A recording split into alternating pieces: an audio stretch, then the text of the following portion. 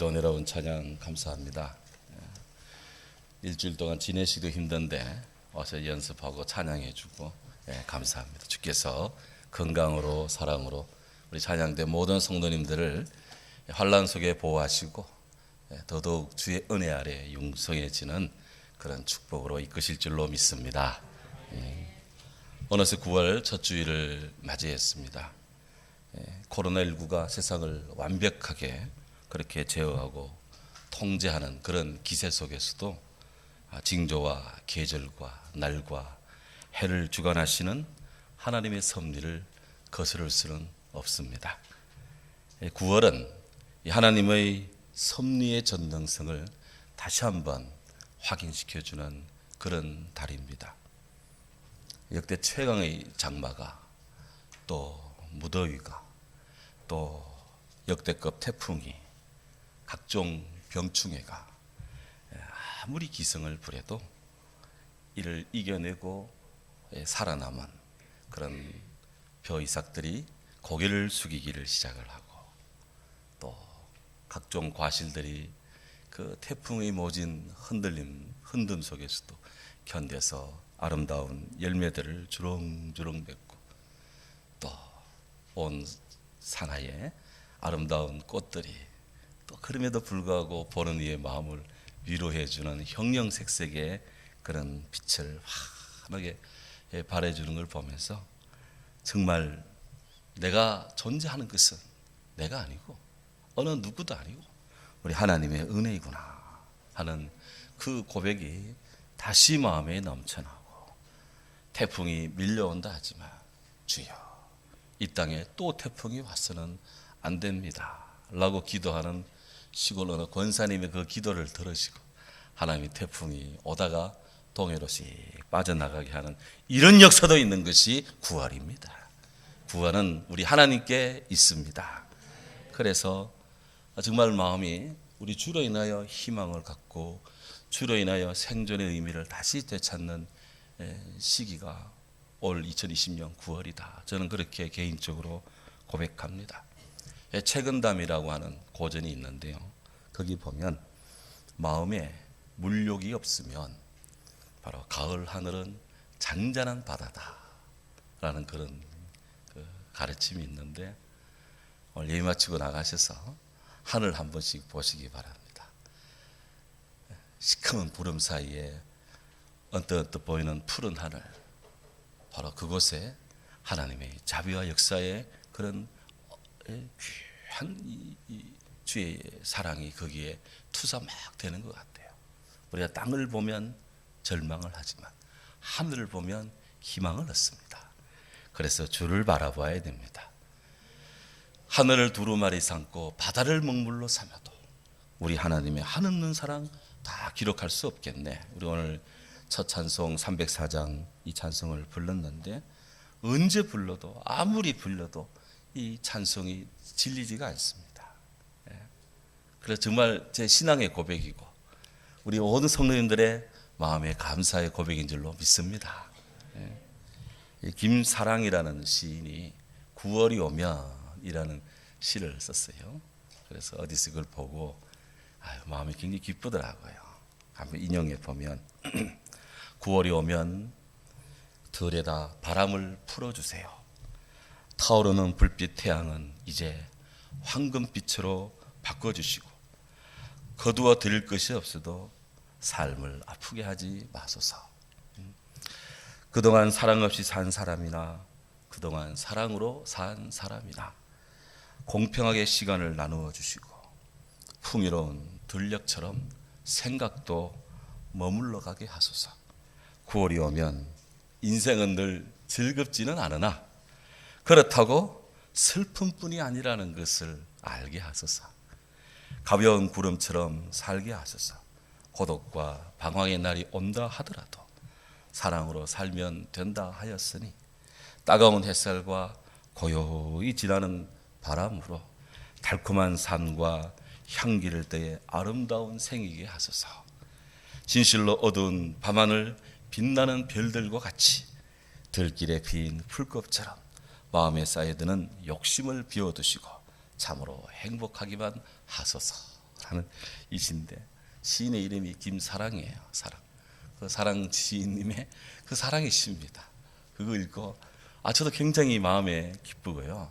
그냥 영혼의 힐링이 막 되는 것 같더라고요. 9월이 주는 아름다움은 바로 사랑과 감사다.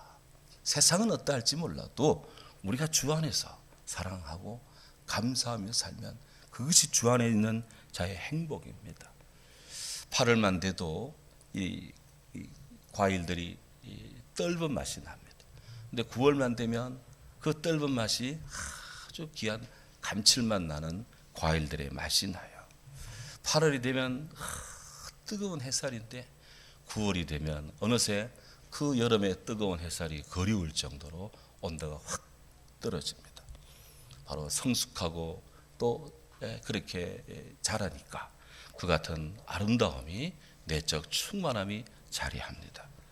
우리 모두 이런 9월을 맞아서 우리들도 영적인 면에 영혼의 하나님 앞에서 경건한 삶으로 깊은 기도로서 주님께로 더 가까이 가는 그런 영혼의 상승이 우리에게 있어야 될 줄로 믿습니다.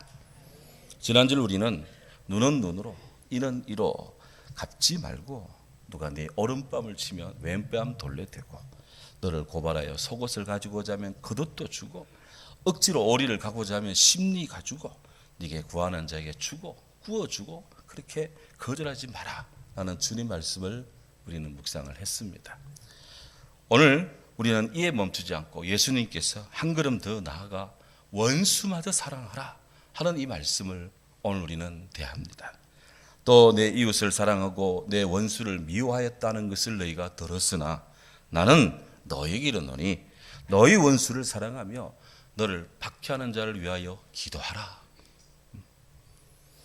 원수를 사랑하고 너를 박해하는 자가 있다면 그를 위해 기도하라.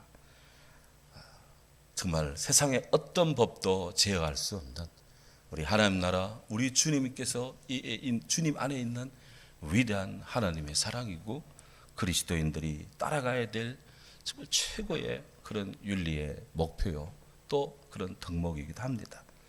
그만큼 이 말씀은 읽으면 읽을수록 또 묵상하면 묵상할수록 우리의 삶에 굉장한 깊은 심대한 영적 도전을 줍니다. 아마 예수 믿는 사람 치고 1년에 이 말씀 몇 번 듣지 않는 사람 없을 겁니다. 늘 이 말씀에 부닥칠 때 마음의 갈등도 때로는 자책도 영혼의 그런 통절함도 아마 느낄 것입니다. 그럼에도 불구하고 오늘 우리는 또 이 말씀 앞에 섰습니다. 여기 하나님의 뜻이 있는 줄로 믿습니다. 오래전에 부부가 한 팀이 되어가지고 단어 맞추기 하는 그런 퀴즈 프로가 있었습니다. 시골에 할아버지 할머니께서 출전을 하셨어요. 그 문제는 천생연분이었습니다. 할아버지가 할머니한테 막 설명을 합니다. 그런데 할아버지 할머니가 잘 이해를 못해요. 그래 답답한 할아버지가 당신과 나 사이. 그런데 할머니가 알았다는 듯이 고개를 끄덕하며 왼수 그러더래요. 그래서 황당한 할아버지 깜짝 놀란 할아버지가 아니 네 글자로 그랬더니 할머니 말 평생 왼수 그렇다는 거예요. 저 그거 봤습니다. 보신 분 많을 거예요. 얘기하면. 근데 그게 다냐? 원수와 왼수 같은 말일까요? 차이 나는 것일까요? 상당히 저도 그렇더라고요. 찾아봤습니다. 찾아봤더니 원수와 왼수는 다르다 그래요. 뭐가 다르냐 했더니 원수는 같이 살 수 없는 사람이고 왼수는 같이 살아야 되는 사람이라는 거예요. 그러니까 같이 살아야 되는 사람이 있다면 좀 마음을 안 들면 원수를 하면 안 되고 왼수라 그래야 돼. 왼수. 근데 살아가면서 원수같이 여겨지는 것, 같이 살아서는 안 되는 원수같이 여겨지는 것 혹시 있습니까? 어떤 분은 돈이 원수랍니다. 어떤 분은 술이 원수고 담배가 원수고 도박이 원수고 사랑이 원수고 남편이 원수고 자식이 원수고 땅이 원수고 이 땅 가물 때는 뜨거운 태양이 원수고 비가 넘쳐나면 그냥 물이 원수고 아파트 중간 이 소음 때문에 막 시달리는 사람은 막 이웃을 원수처럼 여기는 그런 세상입니다. 세상에 이런 원수 이야기는 참 세상에 신문, 라디오, 뉴스 들으면 충만합니다. 원수는 자기와 자기 자신이 속한 그런 나라나 가정을 대적해서 어떤 해를 끼치는, 그래서 마음에 원한이 맺힌 그런 자고 그런 관계성을 가진 사람을 원수라고 합니다. 예수님 말씀 속에 이 원수는 본래 이 법정에서 말이죠. 법정에서 나와 심대한 대립적 관계에 있는 그런 사람입니다. 그래서 적대적인 위치에 있어서 저가 구속되지 않으면 내가 치명타를 입는 그런 관계성 속에서 법리적으로 공방을 부르고 변호사가 대동하고 각종 증거를 대서 나는 무죄고 저는 유죄다 이렇게 하면서 내게 막 악을 감정을 가지고 공격해 들어오는 이런 상황에서의 원수적 관계성을 지금 주님이 마음에 두고 있는 겁니다. 만약 그렇다면 누가 당신에게 그런 원수 같은 사람이 있는데 오늘 예수님 말씀처럼 그 원수 사랑하라고, 그 원수 위에 기도해 주라고 라고 한다면 여기에 예 알겠습니다 하고 마음을 바꾸고 그야말로 천사의 얼굴을 하고 그를 대해주고 적각 그를 품어주고 안아주고 위에 기도해주고 그렇게 마음을 소프트하게 그렇게 해줄 사람이 몇 명이나 되겠습니까? 지금 앞에 이 말씀들과 설교하는 저마저도 상당히 이 기도를 많이 하고 결정해야 될 일 같아요. 그만큼 우리들의 삶이 쉽지가 않습니다. 얼마나 이 원수로 인한 인생사에 많은 고통이 있고 또 타격이 심했는지 원수를 주제로 하는 수많은 이 고사, 성어, 사자, 성어, 고사들이 있습니다. 몇 가지 예를 들면 와싱상담이라는 것이 있어요. 뗄나무 위에 눕고 쓸개를 맛본다 뭐 그런 뜻인데요. 중국 춘추 전국 시대에 오나라 왕 부차에게 월나라가 무참히 패배를 당합니다. 그러자 그 아버지를 대신해 왕이 된 구천이 아버지의 원수, 우리 월나라의 원수, 저 오나라를 무찌르기 전까지는 내가 편히 자지도 않고 먹지도 않고 내가 그냥 그렇게 지내겠다면서 그야말로 이렇게 딱딱하고 거친 이 바닥에 자서 위에 썰개를 달아놓고 매일 썰개를 핥아먹으면서 원수를 잊지 않았다. 그래가 나중에 국력을 모아가지고 보복을 한다. 이게 이제 와싱상담이에요. 동목교원 가조라 라는 말이 있습니다. 흔히 원수는 어디서 만난다? 외나무 다리에서 만난다. 이걸 한자로 하면 동목교원 가조입니다. 어떤 형태든 나쁜 형태든 공교롭게 꼭 그를 만나게 되는 거, 회피할 수 없는 것. 동목교원 가조. 원수는 외나무 다리에서. 대천지 원수라는 말도 있습니다. 하늘을 함께 이고 갈 수가 없다. 도무지 같은 하늘에 내 같이 살 수 없다. 이렇게 하면서 막 이를 벅벅 가는 이런 것들 연속극 보면 많이 나오죠. 예. 대천지 원수. 수하상극이라. 예. 물과 불은 서로 상극이다. 예. 물과 불은 서로를 용납할 수가 없다. 불이 붙으면 물로 가지고 끕니다. 그래서 서로를 용납하지 못하는 관계성, 그 관계를 원수 관계를 수하상극이라고도 해요. 삼생원수다라는 말이 있어요. 3번에 걸쳐서 3생에 걸쳐서 악연의 관계. 중국 무협지 보면 단골 레파토리가 바로 이 삼생원수의 관계입니다. 이런 일련의 고사, 사자, 성어는 우리 인간사에 원수로 인한 고통이 얼마나 지대한지 그렇게 알려지는 이야기들입니다. 예수님 시대에도 이런 삭막한 원수 관계로 인해서 고통을 당하는 사람들이 많이 있었던 것 같아요. 그래서 주님께서 산상수훈 그 귀한 말씀 속에 바로 사랑을 이야기하며 천국의 윤리를 이야기하며 원수지간, 법정적 원수지간에 대해서 오늘 말씀을 하고 있습니다. 너희가 이웃을 사랑하고 원수를 미워했다는 말을 들었으나 그랬어요. 듣기는 들었는데 근데 성경에는 그런 말씀이 있느냐? 성경에는 이웃은 사랑하되 원수는 미워하라 라는 요 기절은 성경에 나오지 않습니다. 혹시 누가 발견한 분이 있으면 저한테 알려주시기 바랍니다. 비슷한 말씀이 있는데 레위기 19장 17절 18절에 보면 이런 말씀이 있습니다. 너는 내 형제를 마음으로 미워하지 말고 원수를 갚지 말고 동포를 원망하지 말고 내 이웃 사랑하기를 내 자신같이 사랑하라. 이런 말씀이 있는데 원수는 사랑하고 박해자는 위해 기도하고 그런 이야기는 성경에 나오지가 않습니다. 하나님은 주의 자녀들이 이렇게 마음으로 미워하지 말라고 했지 미워하라 그렇게 용인하지는 않습니다. 하나님은 이웃이 잘못한 경우에 책망하고 그를 바로 잡아주라 했지 그에게 원수 갚지 마라 그렇게 당부하십니다. 개인적 원수 보복도 금지하시고요. 동포를 원망하는 일도 하지 말라 그랬어요. 하지만 오늘 우리는 이 코로나로 인해서 수도 없이 서로를 우리 같은 동포를 대한민국 사람이 서로를 원망하고 지금 적대시하고 그렇게 하고 있는데 우리 주님 말씀과는 성경과는 정말 너무나 멀리 점점 멀어져 가고 있지 않느냐 걱정이 됩니다. 주님은 성경은 내 이웃을 내 몸처럼 사랑하라. 그래서 너도 사랑하고 내 이웃도 사랑하고 요즘 상생이라는 말을 좋아하는데 윈윈 하는 것이 성경에 이미 이 오래전에 우리 주님께서 성경에 딱 못을 박아 두었습니다.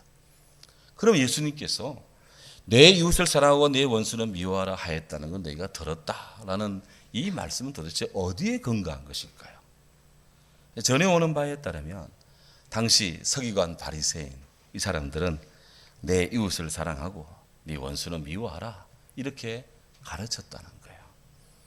아무도 이들은 성경의 전문가들이었는데 너무나 전문가라 자기 마음대로 성경을 이렇게 자의적 변경도 이렇게 했던 것 같아요. 하지만 주님께서는 이들의 이 이야기를 유심히 보고 그것은 하나님 나라의 법칙에 성경의 기본적 뜻에 맞지 않는다는 것을 주님은 아시고 수정하고 바로 세웁니다. 왜? 예수님은 진리시기 때문에.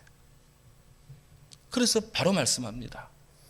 나는 내게 이르노니 너의 원수를 사랑하고 너를 박해하는 자를 위하여 기도하라. 예수님이 바로 잡아주신 거예요. 세상에 좀 낫다는 사람들이 자기 식대로 왜곡하고 이렇게 편집하는 것을 우리 주님은 하나님의 원뜻으로 수정하고 바로 세웁니다. 그러니까 우리 예수님이 멋있고 매력이 있는 거예요. 진리신 주님 앞에 우리는 따를 수밖에 없습니다. 원수를 사랑하라. 주님의 첫 마디는 이겁니다. Love your enemies. 직역하면 너의 적들을 사랑하라. 이 말 이런 뜻이겠죠. 사랑과 원수, 사랑과 적 너무나 배타적입니다. 너무나 이질적이고요. 너무나 대립적인 개념입니다. 맞지 않는 거예요. 물과 불 같은 관계입니다. 그런데 주님은 그 원수를 사랑하라고 말씀합니다. 과연 이게 성경적일까요? 맞습니다. 잠언 24장 17절에 성경이 이렇게 말합니다. 내 원수가 넘어질 때 너는 즐거워하지 마라. 그가 엎드려질 때 마음에 즐거워하지 마라. 비록 마음에 안 드는 자가 절망적인 상태에 처하더라도 에이 그놈 잘 죽었다 잘 뒤졌다 이렇게 하더라도 그렇게 하지 마라. 주님 말씀합니다. 어떻게? 잠언 25장 21절에 내 원수가 배고파하거든 음식을 먹이고 목말라 하거든 물을 마시게 하라. 그랬어요. 기본적인 인권. 요즘 인권 많이 중요하죠. 예? 인권적인 걸 보장해 줘야 돼요. 누가복음 6장 27절에 주님 말합니다. 너희 원수를 사랑하며 너희를 미워하는 자를 선대하며 너희를 저주하는 자를 위하여 축복하라. 너를 모욕하는 자를 위하여 기도하라.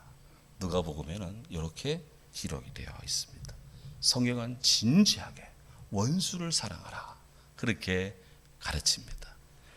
세계 3대 테너 가수라고 하면은 루치아노 파바로티, 플라시도 도밍고 그리고 호세 가레라스 이 세 성악가를 일컫습니다. 우리 교회는 뭐 이렇게 음악가들이 많이 나온다고 자랑하는 교회인데요. 좀 이런 분들도 좀 나오면 얼마나 좋을까 그렇게 생각을 하죠. 이 파바로티는 이태리 출신입니다. 몸집이 저 한 2배 되는 분입니다. 스페인 출신의 도밍고, 가레라스, 이분들은 스페인 사람들인데요. 둘이 아주 절친이고 그러면서도 라이벌 관계로 굉장히 유명해요. 이 도밍고는 이 스페인 마드리드 출신이고 이 카레라스는 스페인으로부터 독립하려는 그런 뉴스가 심심찮게 나오는 카탈루나 그런 지역 출신입니다. 이 세 성악가는 아주 이렇게 같은 무대에서 전 세계 공연도 하고 전 세계 음악 팬들 이게는 정말 이렇게 둘도 없는 그런 분들인데요.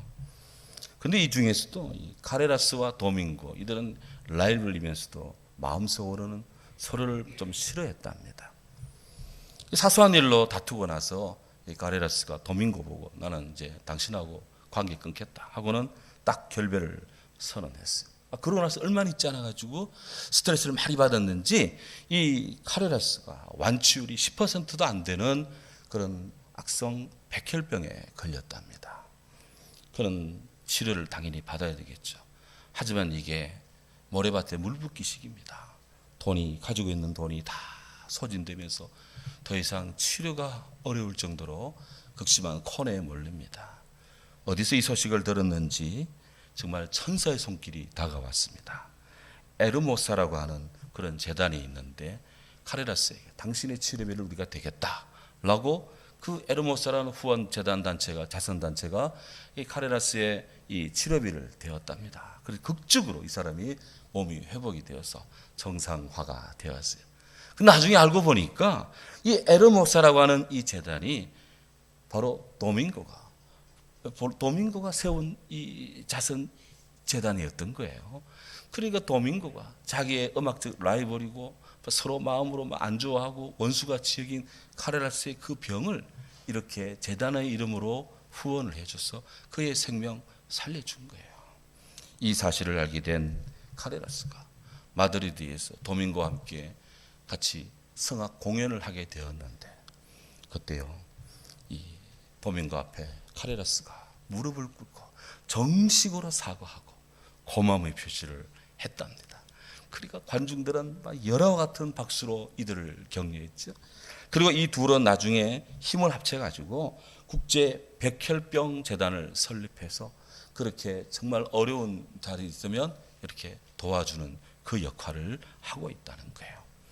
세계의 라이벌 관계로 그렇게 적대적 관계를 했던 이 두 사람이 그리스도의 사랑 안에서 마음을 새롭게 하자 참으로 이 땅은 그래도 살만한 땅으로 이들은 바꿔가는데 한 모퉁이에서 역할을 했다.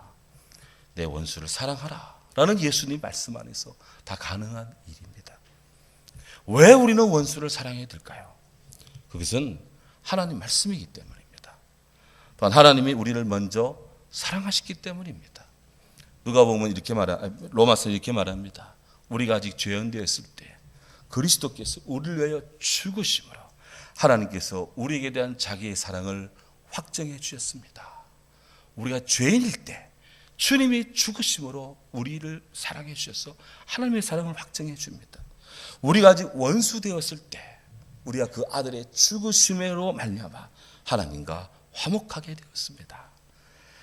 여러분, 인간이 구원 얻는 것은 인간의 적선과 인간의 수행으로 된 것이 아닙니다. 인간의 의로 되는 것이 아닙니다. 인간이 구원받는 것은 하나님의 찾아오시는 사랑, 죄인임에도 불구하고 용서해 주시는 사랑, 아무 구원받을 만한 가치가 없음에도 불구하고 당신의 아들을 내어주시는 하나님의 사랑, 이 사랑에 의해서 원수가리였던 우리들을 하나님이 건져주시고 사랑해 주셨기에 저와 여러분은 이렇게 숨쉬며 오늘도 살고 있는 것입니다. 하나님이 세상을 이처럼 사랑하사 독생자를 주셨으니 이는 누구든 저를 믿는 자마다 멸망치 않고 영생을 얻게 하려 하심이라. 이것이 바로 우리가 사랑해야 될, 원수를 사랑해야 될 그런 이유입니다. 또한 주님께서는 너희를 박해하는 자를 위하여 기도하라 그랬습니다. 우리나라의 경우 요즘 교회 다닌다고 예수님 믿는다고 공개적으로 비판을 하고 하는 그런 사회는 아닙니다. 그런데 물론 뭐 드러나지 않게 개인적으로 혹은 가정적으로 직장에서 이렇게 눈총 주고 암암리에 제약 가하는 그런 것은 혹 있는지는 몰라도 공개적으로 그렇게 할 수는 없습니다. 대한민국 법이 그래도 다 종교의 자유, 신앙의 자유를 보장해 놓고 있잖아요. 그런데 제가 신학대학 다니고 전도사 하던 그 시절만 해도 신앙 문제, 예수님 믿는 것 때문에 정말 많은 학생들이, 성도들이 고통스러워하는 것을 많이 봤습니다. 그럴 때 이렇게 신앙 상담을 하면서 함께 그에게 핍박을 가하는 부모님이나 혹은 그 주위의 어떤 사람들의 마음이, 그들의 마음이 부드러워지고 주님께서 그 학생을 위로하고 그 부모님 마음을 만져주기를, 그렇게 주께로 돌아서기를 위해서 정말 기도를 많이 했습니다. 그런데 정말 이 말씀이 절실하게 다가왔습니다. 그 박해자를 위해 기도하라. 원수를 사랑하고 핍박자를 위해 기도하는 것은 사랑의 가장 깊은 형태다. 우리 예수님께서 그러셨잖아요. 십자가상에서 아버지, 저들을 사하여 주옵소서. 저들이 지금 자기가 하는 것을 알지 못함입니다. 스데반 집사님도 돌에 맞아 순교할 때 우리 예수님처럼 그런 기도를 합니다. 무릎을 꿇고 크게 주를 부르면서 주여, 이 죄를 저들에게 돌리지 마옵소서. 그리고 이 말을 하고 잤다고 성경은 기록합니다. 기독교의 영성은 바로 이런 핍박 중에 핍박을 받으면서 주의 사랑을 전가하는 바로 순교의 영성이기도 합니다. 우리나라의 손양은 목사님 다 아시죠? 사랑의 원자탄. 이 사랑의 원자탄, 이거 어떻게 이런 말이 생겨났을까? 1948년도 여수 순천 그런 군사 사건, 반란 사건이 있었습니다. 이 와중에 순천 사범학교를 다니던 손동인, 손동신, 손 목사님의 두 아들이 바로 공산 폭도들에게 치명타를 맞아 죽음을 당했습니다. 그 와중에도 예수님 전거했던 이 두 아들이 죽임을 당해서 사람들은 그가 그리스도인으로서 순교했다, 그렇게 다들 이제 압니다. 이 비보가 아버지 손영환 목사님에게 전해집니다.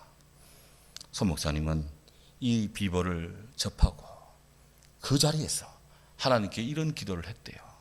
하나님, 뜻이 계셔서 제 두 아들을 불러가신 것으로 믿고 감사합니다. 제 두 아들을 죽인 사람, 그의 생명을 보존해 주십시오. 제가 가서 전도하겠습니다. 그가 그대로 지옥 가서는 안 됩니다. 하나님, 저에게 그를 사랑할 수 있는 마음을 주십시오. 그런 다음 미 군정 통치관한테 가서 나의 아들을 죽인 그 아들을 용서해 주라. 내가 그를 용서해 주면 그를 내 양아들로 삼겠습니다. 미 군정관이 그게 정말이냐? 그럴 수 있느냐? 그래 하겠다. 그렇게 해서 그 아들을 사면시켜서 자기 양아들로 삼았습니다. 지금 저 경남에 마산 옆에 가면 손영환 목사님 순교 기념관이 있는데요. 거기에 가면 거기에 관장님이 이 손 목사님의 두 아들을 죽인, 그래서 손 목사님의 양아들이 된 자의 아들 목사님이 거기 와 계세요. 정말 이런 기도가 가능하겠습니까? 우리 그리스도 안에서 사람으로는 불가능해도 그리스도 안에서 가능하다. 오늘 참 한국의 위대한 이런 귀한 목사님이 계셔서 그래도 이 한국이 이만큼 이렇게 세상의 여파 속에서도 이렇게 서 있다. 저는 그렇게 감사합니다. 드디어 이 아들이 장례식이 열립니다. 상주 인사가 있습니다. 손 목사님이 인사하러 나왔습니다. 그러면서 그가 말씀합니다. 제가 이 시간에 무슨 답사를 할 수 있겠습니까? 많은 하나님 앞에 감사하는 마음이 있어서 몇 말씀 드립니다. 하고는 첫째, 나 같은 죄인의 혈통에서 순교의 자식이 나올 수 있게 하셨으니 하나님 감사합니다. 둘째, 허다한 많은 성도들 중에 어찌 이런 보배들을 주께서 하필 제게 맡기셨는지 그 점 또한 주님 감사합니다. 세 번째, 삼남 삼녀 중에서도 가장 아름다운 두 아들 첫째와 둘째, 장자와 차자를 바치게 된 나의 축복을 하나님 감사합니다. 넷째, 한 아들의 순교도 귀한데 두 아들의 순교리요, 하나님 감사합니다. 다섯째, 예수 믿다가 누워 죽는 것도 큰 복이라고 했는데 하물며 전도하다가 순교 총살 당하여서 하나님 감사합니다.